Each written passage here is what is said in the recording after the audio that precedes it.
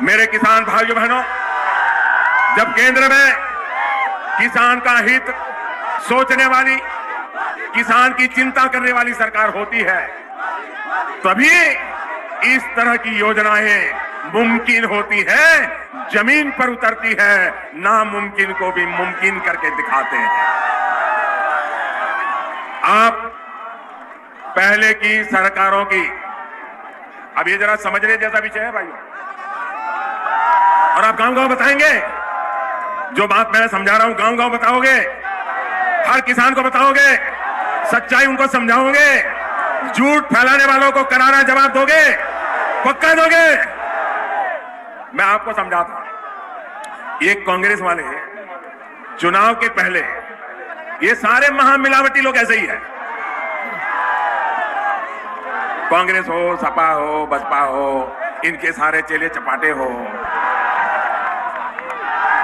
वो क्या करते हैं, 10 साल में एक बार उनको किसान याद आता है, 10 साल में एक बार, और वो भी चुनाव के पहले याद आता है, और फिर कर्ज माफी का बुखार उनको चढ़ने लग जाता है, कर्ज माफी का बुखार चढ़ने लग जाता है, और कर्ज माफी का बुखार चढ़ गए, रेवड़ी बांट करके किसान की आंख में धूल झोंक करके वोट बटोर लेना, ये चालाकी वो सीख गए थे, लेकिन उनको पता नहीं था अब उनको मोदी मिला है, महंगा पड़ जाएगा, उनकी पोल खोल के रख देगा, उनके झूठ के नकाब को खोल के रख देगा, और सच्ची किसान की सेवा क्या होती है ये मोदी करके दिखाएगा। और इसलिए पार्लियामेंट में देखा होगा उनके चेहरे लटके हुए थे, और हमने सिर्फ चुनावी वादा करने के लिए घोषणा नहीं की, हम पार्लियामेंट के फ्लोर पर बोले हैं और बजट में पैसों का प्रावधान करके बोले हैं, ये हमारी ईमानदारी है। आप याद करिए, साल 2008 में 6 लाख करोड़ रुपए का कर्ज किसानों पर था। जरा मेरे साथ बोलिए, मैं बताता हूं, 2008 में सरकारी दफ्तर के हिसाब से, बैंकों के दफ्तर के हिसाब से किसानों का पूरे देश का कर्ज था 6 लाख करोड़ रुपया। कितना कितना कितना 6 लाख करोड़ रुपया। अब उन्होंने कर्ज माफी चुनाव के पहले घोषणा की, तो ये 6 लाख करोड़ माफ होना चाहिए था, नहीं होना चाहिए था? आप जरा जोर से बोलिए, होना चाहिए था, नहीं होना चाहिए था? ये 6 लाख करोड़ किसानों का माफ होना चाहिए था, नहीं होना चाहिए था? 2009 में चुनाव हुआ, फिर से वो कुर्सी पे चिपक गए, फिर रिमोट कंट्रोल चालू हो गया, और क्या हुआ मालूम है आपको? क्या हुआ मालूम है? देश को किसी को मालूम नहीं है, सब अंधेरे में, और इनके चेले चपाटे भी चुप। 6 लाख करोड़ का कर्ज था, माफ कितना किया?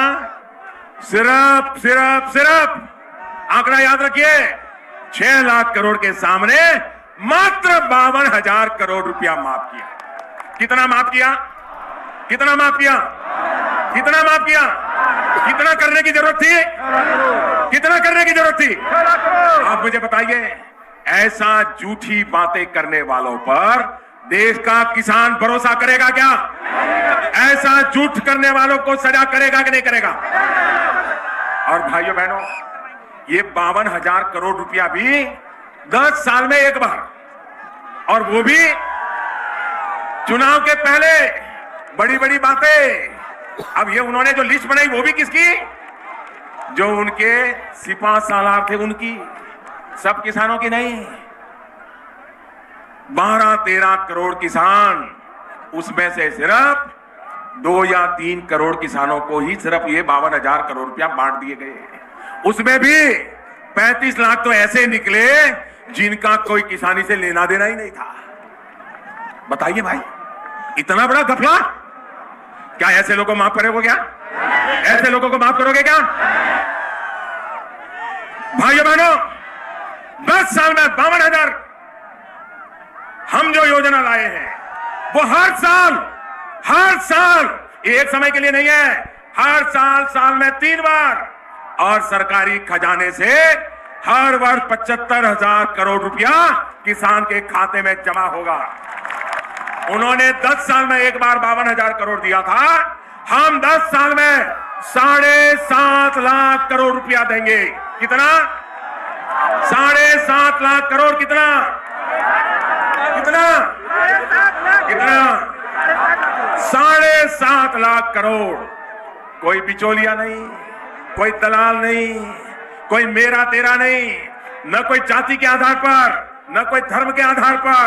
हर किसी को 5 एकड़ और उससे कम जमीन है, उन सबके खाते में सीधा पैसा जाएगा। भाइयों बहनों, इनकी योजना ये 10 साल में एक बार वोट बटोरने की, किसानों की आंख में धूल झोंकने की जो योजना थी, उसमें गांव में अगर 100 किसान है तो कहीं पर 20 को लाभ मिला, किसी को 22 को मिला, कहीं को 25 को मिला।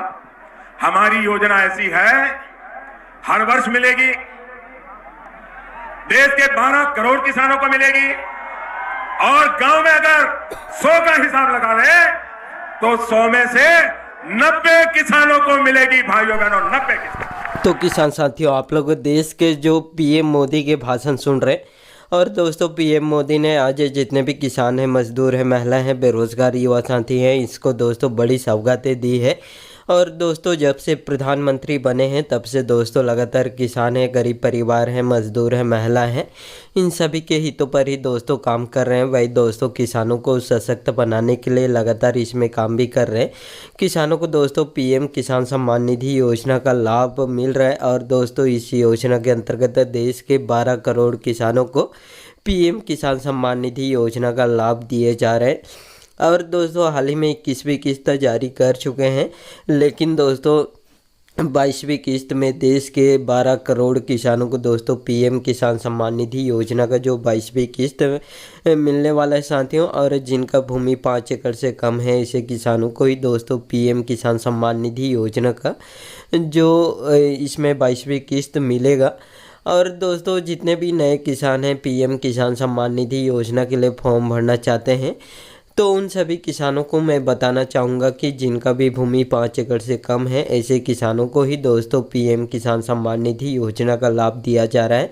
और दोस्तों देश के 12 करोड़ किसानों को दोस्तों इस योजना का लाभ देने का इसमें लक्ष्य रखे हैं।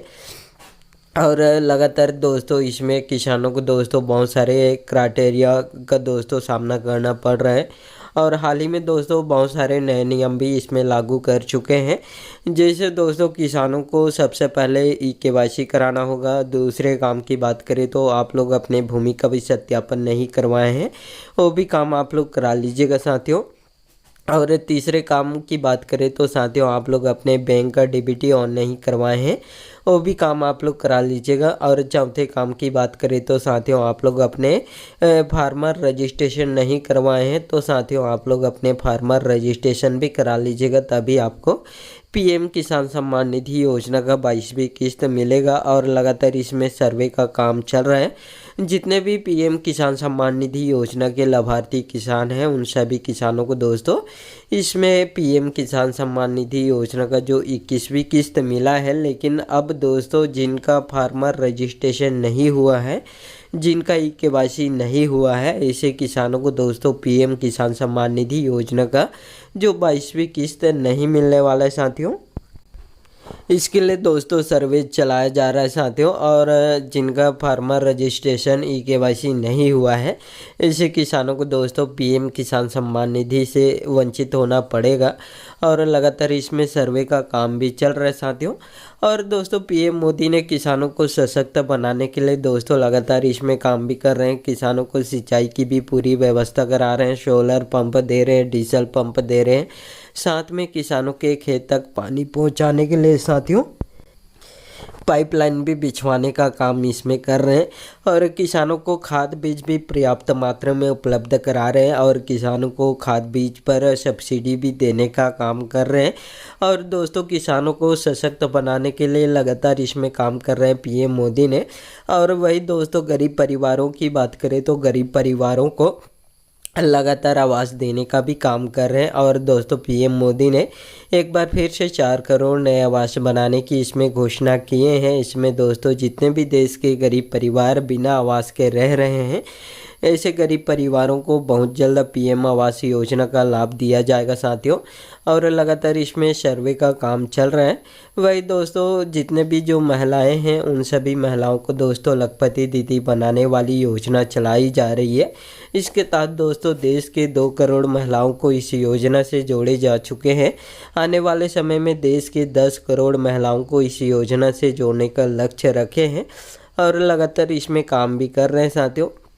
आप लोग दोस्तों पीएम मोदी जी के भाषण सुन लिए हैं और जितने भी योजना चलाई जा रही है सभी योजनाओं के बारे में विस्तार से जानकारी दे रहे हैं साथियों।